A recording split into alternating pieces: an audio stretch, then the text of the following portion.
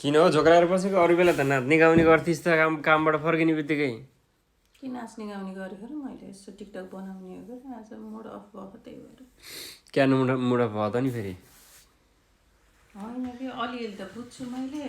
मन्जुसान के भन्दै कुरा गरेका कि कानमा के भने बुझ्दै बुझिनँ के। त्यही भएर त मैले भाषा पढ अलि राम्रोसँग बुझेर उ गरेर आइज भन्ने कारण त्यही त हो नि।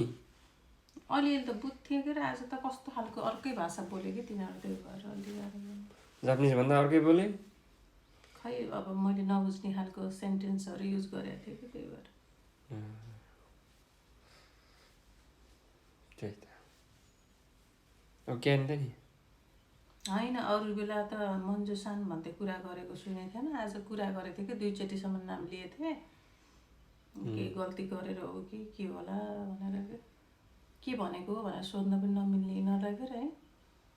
के विषयमा बोलेको हो भनेर पनि मिलेन नि त भन्नु मिल्छ र?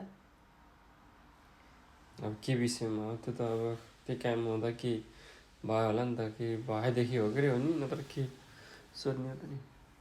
कहीँ केही गल्ती त गरेको थिएन कि त्यही पनि नराम्रै कुरा त काटेका होइनन्। राम्रै कुरा भनेको होला के अब नबुझेपछि अब त्यसैलाई नेगेटिभ लिनु त हो नि। अब बुझेदेखि क्लियर हुन्थ्यो यो भनेको भन्ने थाहा हुन्थ्यो। नबुझेपछि अब त्यो भनेको होला भनेर सोचेर बसेर नि त भएन नि त। कि अब त्यस्तै नराम्रो भयो त अगाडिबाटै उभिएर भन्थ्यो होला नि त। 3 जना गुटु गरिरहेको थियो कि त्यही भएर। यो जापानिजहरूको बानी चाहिँ कुरोटी हुन्छ।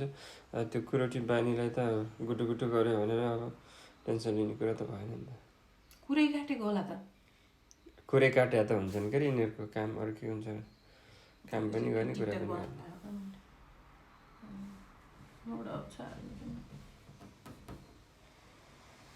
ल धेरै मुड अफ नबना, अन गर अब।